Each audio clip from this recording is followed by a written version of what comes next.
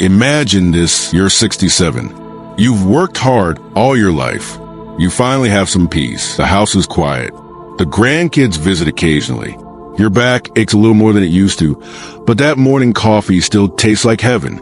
You deserve this time to rest, to breathe, to finally stop worrying about things. But what if I told you there's still people out there, yes, even now, who are waiting for you to let your guard down? People who see your kindness, your generosity, your trusting nature, and think to themselves, easy target. That's why today we're diving deep into one of the most overlooked but important topics for seniors in America.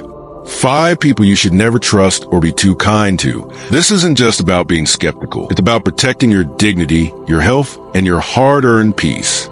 So grab that tea or coffee, put on your glasses, and stick with me. Because by the end of this video, you'll know exactly who to watch out for and how to protect yourself without becoming bitter or paranoid. Also, before we jump in, if you're someone who believes that age should come with wisdom and power, hit that like button, subscribe for more honest senior living talk, and share this with someone who needs it. Let's get into it. 1. The too nice stranger. Let me ask you something. Have you ever met someone who is just a little too friendly? They compliment you nonstop, laugh at all your jokes, offer to help carry your groceries, or sit just a little too close on the park bench. They say things like, "You remind me of my grandmother. You have such a kind face. I just feel like I can trust you already." Sounds sweet, right? But here's the truth. This is often the first act in a performance. These too nice strangers come in many forms. Some are charming young men. Some are sweet-talking women. Some might even be fellow seniors. But their goal is the same: to disarm you, to win your trust, and to see what they can get from you. Real stories from real seniors. Case number 1, Mary, 73, from Ohio, met a young man at the grocery store who helped her with her bags. "He was so kind," she said. 2 weeks later, he was showing up at her house uninvited, asking for money to pay his phone bill. When she refused, he started sending guilt-tripping texts like, "I thought you were different." Case number 2, Frank, 81, met a woman who sat beside him at the bus stop. She was bubbly and funny. After a few casual meetings, she mentioned her car broke down, and she needed $200 just until next week. Frank never saw her again after he handed her the cash. These aren't isolated cases. Scammers often test the waters with kindness. They build trust quickly, flatter you constantly, and make you feel special, then introduce a small favor or crisis once you've emotionally bonded with them. The psychology behind the trick. People over 60 were raised in a different time. Politeness was taught. Neighbors helped neighbors. You shook hands and made eye contact. But here's the trap. Modern scammers know you value kindness, so they use it against you. And this gets even trickier when loneliness kicks in. Many seniors crave connection, and these strangers know how to mimic it. That's why, here's what to watch for. Speed of closeness. If someone you just met starts calling you dear or sweetheart, or says they feel so close after just a few conversations, red flag. Small test of trust. Asking you to watch their things. Asking for a small loan. Asking to use your phone. Guilt tripping. If you start setting boundaries and they make you feel bad about it, run. What you should do instead. 1. Be polite but cautious. You can be friendly without being trusting. 2. Never give money to someone you just met, even $5. It opens the door. 3. Trust your gut.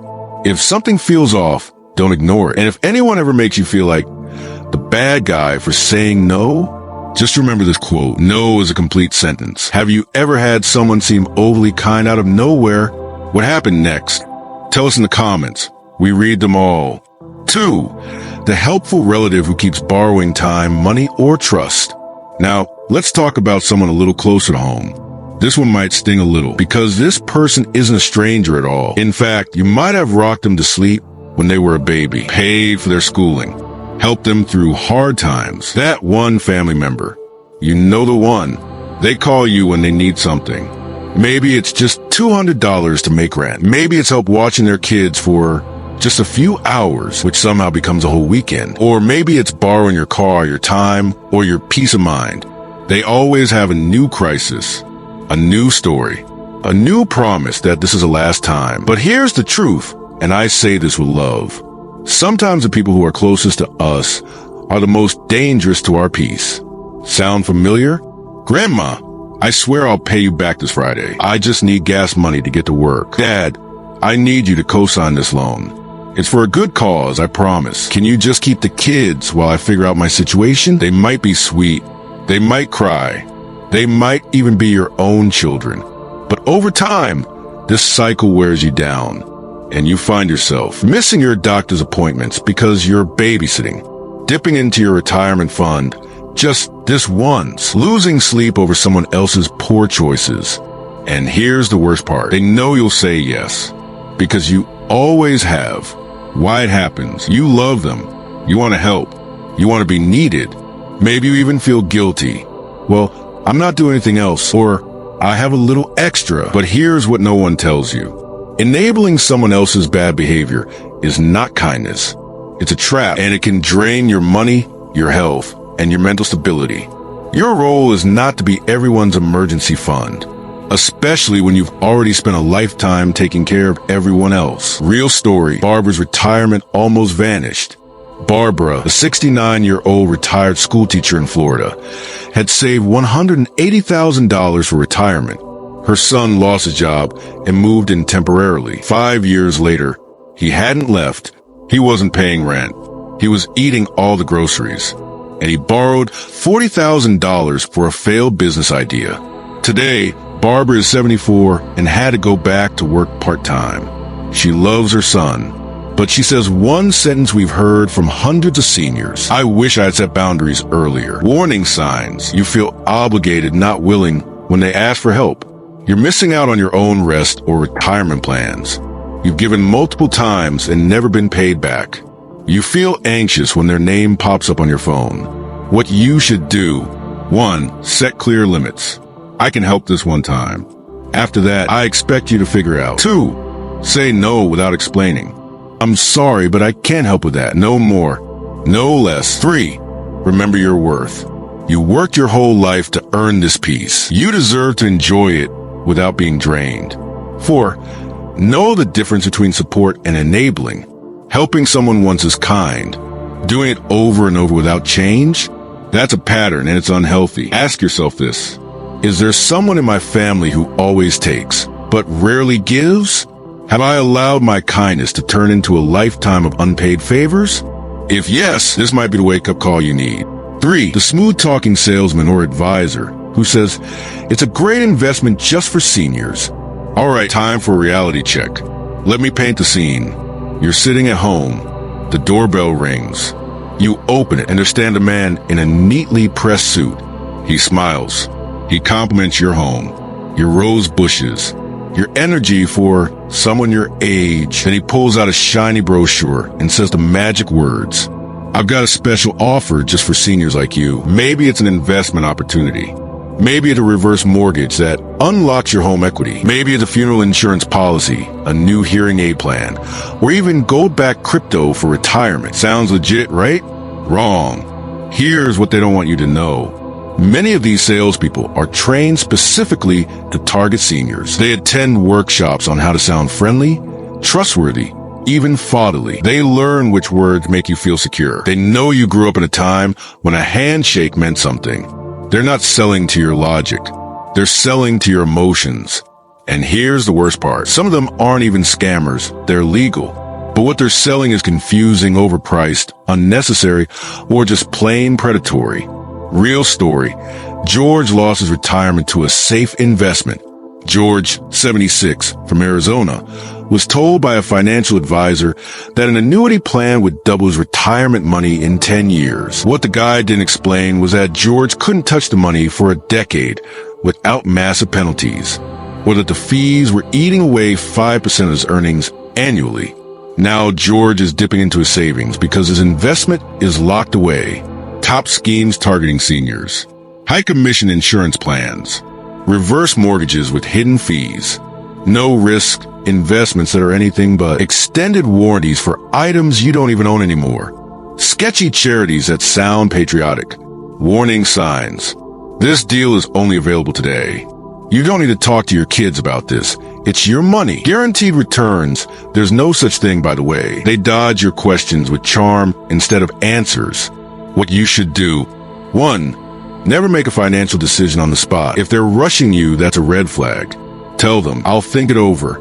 2. Run it by someone else, preferably your financial planner or a trusted family member. 3. Don't be embarrassed to ask stupid questions. There are no stupid questions when it comes to your money. 4. Hang up. Close the door. Walk away. You owe them nothing. Questions asked before buying anything. Can I see this offer in writing? What's your commission on this sale? What happens if I want to cancel? Can I take 72 hours to think about it? If they say no, walk away. Tell me in the comments. Have you ever felt pressured by someone selling you something you didn't need? What happened? Let's warn others together. 4. The religious manipulator who uses faith to control or exploit.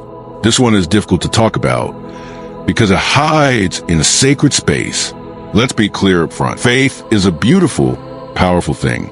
For many seniors, it brings peace, hope, and a deep sense of community. But sadly, there are people, yes, even inside places of worship, who exploit that trust for personal gain. We're talking about the religious manipulator. They wear kindness like a mask. They quote scriptures fluently.